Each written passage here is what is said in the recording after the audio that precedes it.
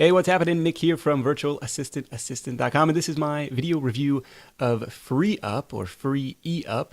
It's the new freelance marketplace, or newer freelance marketplace, I should say, by Nathan Hirsch. So, first impressions, and this is as of late 2017, early 2018. You see, we still got the Christmas tree going in the background.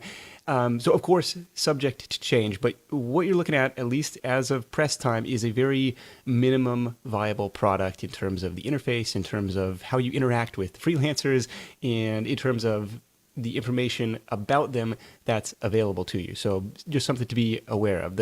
It's functional, but if you're comparing it to something like Upwork, which has been in operation under various names for almost 20 years, they've had some time to build out a really robust platform.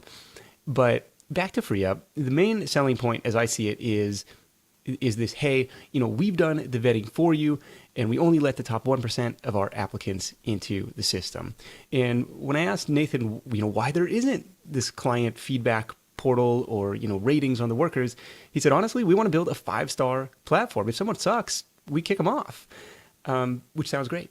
But does it work? So to find out, I posted 3 different jobs. These were roles that I was actually looking to hire for, to see, what came back. The first position was a writing position, and this was the one that actually generated the most matches. And the hourly rates for those ranged from $18 to $30 an hour, which I thought was fair. Again, I don't care necessarily how many hours it takes you to write the article. I just want the article. I want the finished product, and that's kind of a consistent theme with how FreeeUp has done their pricing. But a couple of the writing cover letters stood out with the most relevant experience and the writing style. So I ended up hiring the guy that looked like the best fit, and gave him a couple articles to tackle. I gave him the headline and kind of an outline of what I wanted him to go, or where I wanted him to go, and kind of like a target keyword count. For the sake of reference, one of the articles was like the best 15 side hustles for teachers.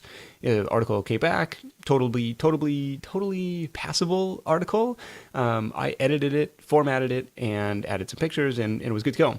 The other one, I forget the title of the other one, but it was required a lot more editing. And maybe this is me just being super nitpicky, and I've had the same issue with hiring writers, for years. It's just like, I have a hard time signing my name to it if it's like, oh, that's not my writing style, or like, that's just not how I would phrase things. And just, in any case, it was totally fine. It just, like, I had, maybe my own issues kind of came to the surface there.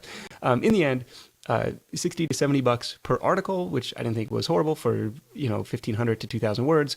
The content was fine. It wasn't anything like earth-shatteringly epic, but I'll probably use the guy again for similar projects in the future.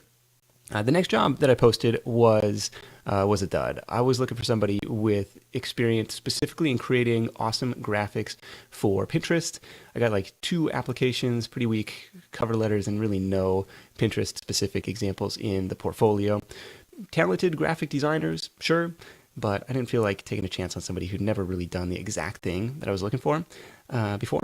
Hourly rates for that one were in kind of like the $12 to $19 an hour range, so I kind of selected a lower tier person for that, or a lower tier candidate for that. Maybe that was my bad. The third job was maybe the most interesting. I was looking for a dedicated Pinterest marketing specialist, and actually got a couple really well qualified candidates right away. Had a call with one of them, and she was speaking my language, all up until when I asked for a quote on, like, or an estimate, like, how much is it going to cost to manage my account on a monthly retainer basis? Like, this is something I need to know to be able to make my decision. And she couldn't tell me. Instead, pointed me to the quoted rate inside FreeeUp, which was 35 bucks an hour. And so I'm like, okay, maybe I should rephrase this. Like, how many hours do you think it would take? And she really couldn't say. So we just kind of like left it there awkwardly.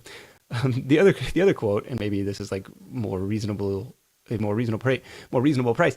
The other quote was actually for a monthly retainer, which the freelancers have the ability to quote inside of FreeeUp, which was 470 bucks a month, which is a little bit over my budget at that time. So bottom line with FreeeUp, you can find qualified people. There does appear to be a method to the 1% pre-vetting claim, which, as you probably know from trying to source candidates or freelancers elsewhere, can be a really big time saver.